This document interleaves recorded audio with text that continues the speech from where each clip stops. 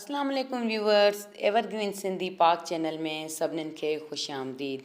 हिकु नई वीडियो सां गॾु ॿीहर हाज़िर थी आहियां। कुझु प्रॉब्लम्स ऐं ईद जी मसरूफ़ियात जे करे वीडियो ठाहे न सघियसि। इंशाअल्लाह मुंहिंजी इहा कोशिशि आहे त मां बेसिक खां मैट्रिक लेवल ताईं सिंधी सब्जेक्ट जूं वीडियोज़ रोज़ु अपलोड कंदसि।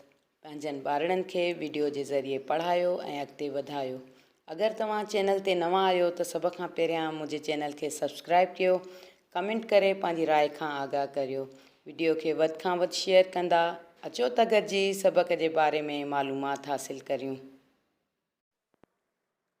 सीन ज़बर स, बे ज़बर ब, काफ पेशो कु, सबक, सीन वासो, रे ज़ेर रे, हे वाव नून पेश हों। सबक 16, हे ये ज़ेर ही, छे अलिफ छा, अलिफ मंद आ, हे ज़ेर हे, नून ज़ेर ने, आहिनि, ही छा आहिनि, या क्वेश्चन आहे। ही कुझु शयूं आहिनि, ॿारनि खे इन्हनि जी सुञाणप कराई वञे ऐं इन्हनि जा नाला ॿुधाया वञनि।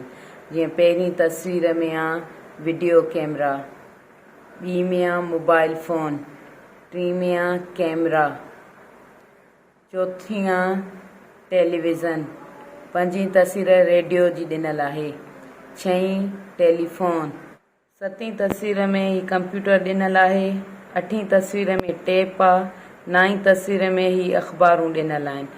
ॿारनि खे इन्हनि तस्वीरुनि जी सुञाणप कराई वञे ऐं उन्हनि जे कुझु फ़ाइदनि ऐं कुझु नुक़साननि जे बारे में ॿुधायो वञे।